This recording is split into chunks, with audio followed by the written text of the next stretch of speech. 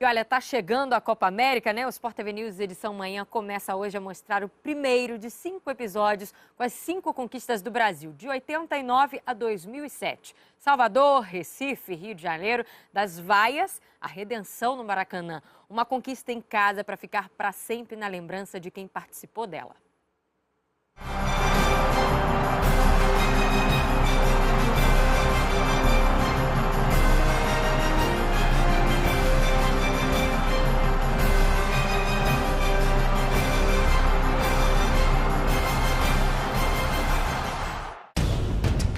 1989, o ano do reencontro do Brasil com a democracia.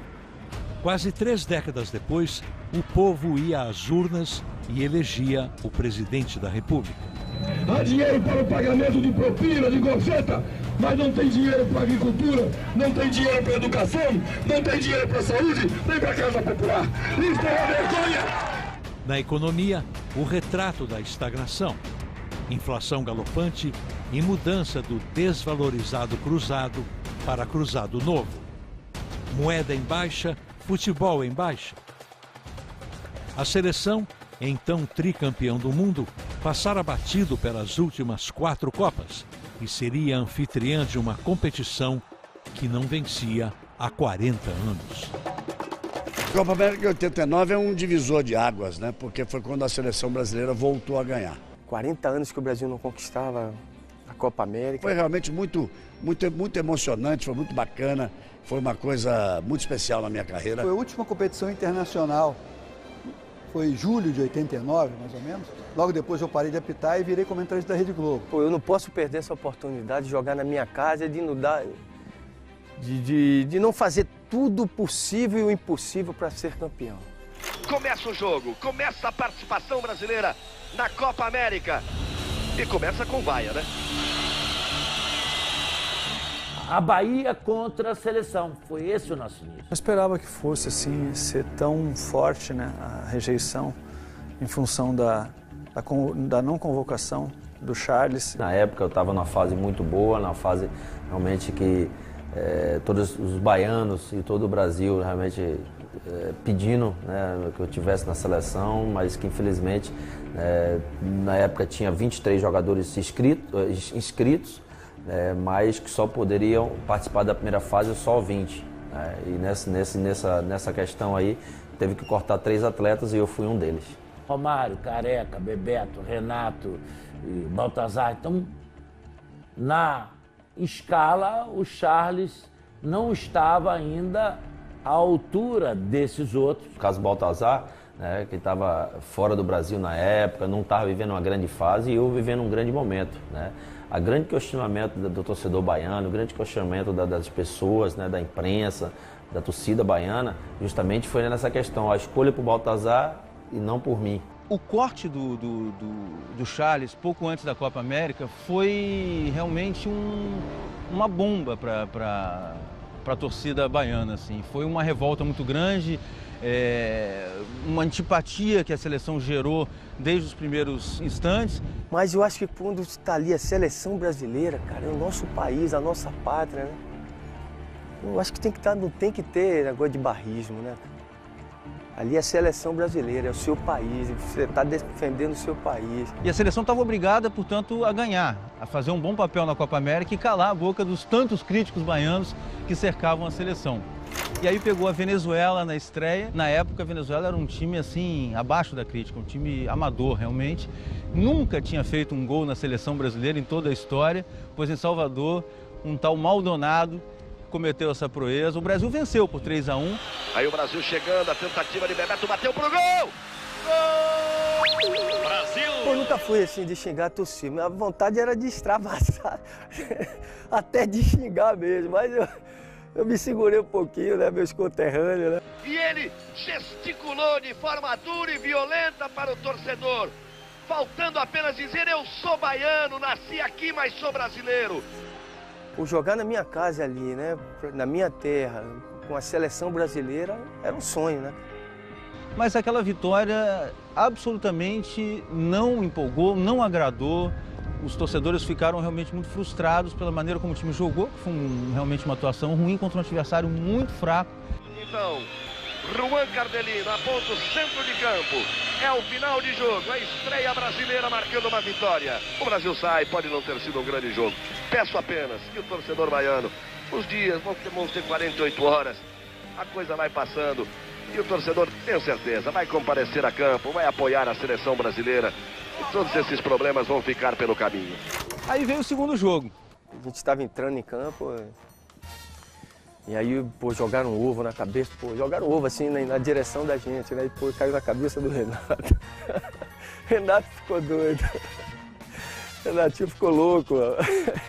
Eu disse, vamos, esquece isso, vamos lá. O ovo caiu logo na cabeça do Renato.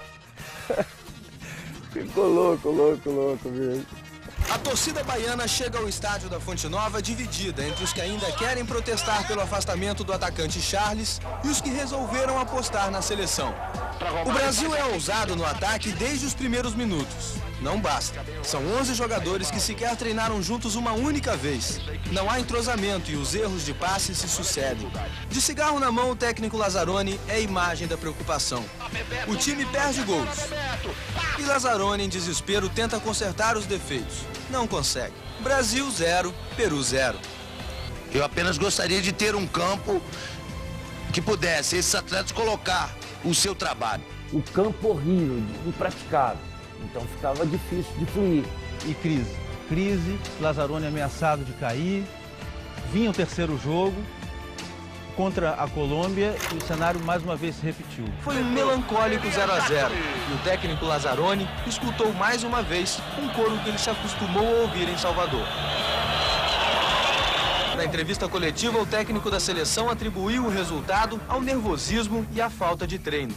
Estou me transformando mais em um treinador de quadro negro do que um treinador de campo. O treinador, depois do empate contra a Colômbia, não ficar nervoso, tem que ficar nervoso. Ali se praticamente desenhou a demissão do Lazzaroni. Por que o senhor não dá entrevista, presidente? O silêncio do presidente Ricardo Teixeira tem explicação. Ele já decidiu afastar o técnico Sebastião Lazzaroni, mas acha que seria desastroso para a administração da CBF mudar o treinador durante uma competição oficial. A gente acreditava no Lazzaroni. Então, fomos até o fim. Vamos até o fim, todo mundo junto. Assim que chegou o Recife, o apoio foi restrito desde o primeiro momento.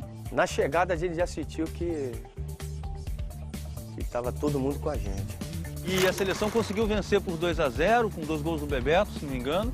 E pronto, foi como se saísse das trevas para a luz, assim. O técnico Lazzaroni atribuiu o resultado ao aperfeiçoamento tático que ele criou, às boas condições do campo e principalmente ao carinho da torcida. Eu acho que cada público tem o futebol que merece. E acabou fazendo jogos decisivos no Rio de maneira muito legal. Nós tínhamos grandes jogadores, Romário, basicamente jogador do Vasco, Bebeto do Flamengo, Odair Flamengo, Ricardo Gomes, Fluminense, capitão, Branco. Então tinha um número de fãs muito grande. Eu mesmo vinha um título pelo Flamengo, 2 títulos pelo Vasco da Gama. Então nos sentíamos no Maracanã, na nossa casa. Brasil e Argentina. Vai autorizar Juan Cardelino. Vamos para 45 minutos de emoções. O time entrou realmente para fazer uma grande partida. Que espetáculo que é ganhar da Argentina. Daquela maneira, com caneta no meio das pernas do Maradona, acho que ele tem pesadelo até hoje. Foi o jogo que nós fizemos a melhor partida. Romário. No peito. Que lindo lance, Romário! Mais um, Romário! Abusou! Tem que fazer! E o Romário, o corte é feito! Aí ele já pagou o ingresso dessas, sei lá, 70, 80 mil pessoas que estão no Maracanã. No Maracanã, né, cara? Sempre foi o meu palco, assim, sempre tive, assim, uma emoção, assim, muito grande de pisar ali, de jogar ali. Quando eu entrava, eu digo, vou ter que fazer gol, vou ter que fazer gol. Um gol antológico, um gol inesquecível, voleio do Bebeto, que é a característica dele, é a assinatura da carreira dele. Chegou pra ele, vai botar na área de novo, bateu por baixo. Romário, agora Bebeto! Sila bateu na bola com uma precisão, assim, fantástica, né? E aí o Romário ajeitou pra mim. Aí quando ele ajeitou, eu vinha chegando, né? Aí eu tive que dar um passo para trás para poder pegar ela, porque senão ela ficou muito perto do meu corpo, né? E aí virei e bati. Aí quando pegava, meu irmão, não tinha jeito. A bola ainda bateu na trave. Brasil! Golaço de Bebeto! Bonito do ângulo superior direito! Brasil! E aos 10, tabela entre Romário e Bebeto, acabou falhando o zagueiro argentino. Passou para Bebeto, tentou para Romário, o Brown falhou. Romário, você, saiu o goleiro, olha o gol brasileiro!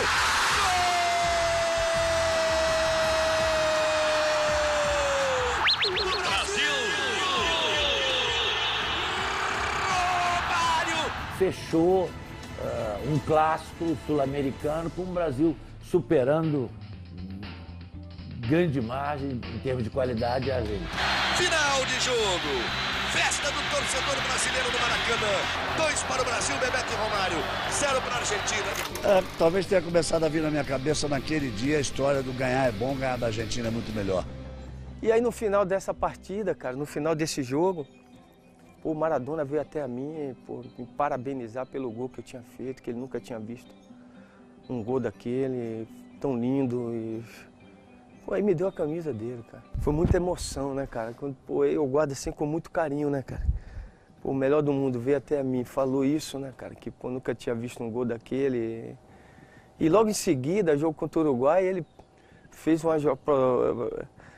uma jogada que, pra mim, ia ser também um gol fantástico, né, cara? Na derrota para o Uruguai, um jogador teve um lance que entrou para a história do maior estádio do mundo. O jogo Uruguai-Argentina foi um jogo sensacional no Maracanã. E o Maradona pegou uma bola no meio do campo, antes da linha do meio do campo. Eu estava próximo e ele viu que o goleiro estava adiantado do Uruguai e jogou por cima. Quase que ele faz o gol. Não, aquilo foi do meu lado na hora que eu ia entrar ao vivo. Pô, aquilo me deu quase que me atrapalhou entrar ao vivo assim, né? Porque um lance daqueles, eu sabia que estava presenciando um lance histórico e tal. Tudo em fração de segundo, ele dominou e me meteu por cima logo, cara. Todo mundo ficou olhando, todo mundo na expectativa, todo mundo torcendo para que ela entrasse, né, cara? Eu torci naquele momento ali pelo jogador que é, pelo jogador que foi, né, cara? Foi uma jogada fantástica também, né, cara? Se dependesse da minha torcida, a bola teria entrado. Aí veio o Paraguai, cara. Ai, meu irmão, nós entramos com tudo, né? Massacrando o Paraguai. Aí Silas, vem cruzamento, no capricho, esse é bom, Bebeto!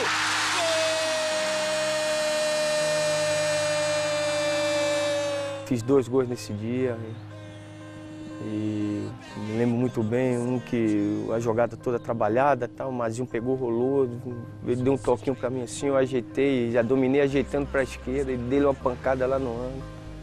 Ali, ali o time estava embalado e ninguém ia tirar esse título da gente, cara. Lá pela direita o Brasil vem se dando muito bem, olha o cruzamento por baixo para Romário! Era o que o time precisava para chegar na final com confiança e fazer um grande jogo contra o Uruguai, que também tinha um time muito bom.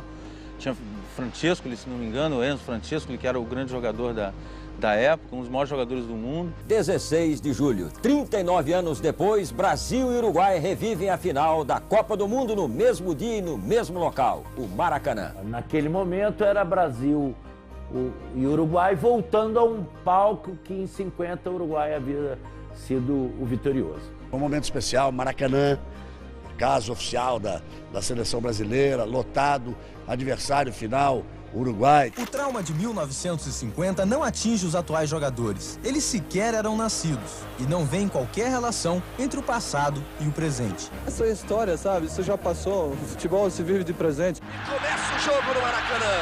Rola a bola no toque uruguaio. Aí vamos identificando os jogadores do Uruguai nesse princípio de partida. E o último jogo foi contra o Uruguai, né? Aquele jogo fantástico, um gol do Romário, que é a jogada que eu fiz pela direita, né? Fiz a jogada com o Mazinho. O cara veio metido debaixo da perna do jogador, né? Quando ele vai. Bebeto, linda devolução. Lá vem Brasil, Romário na área. Olha o cruzamento para Romário.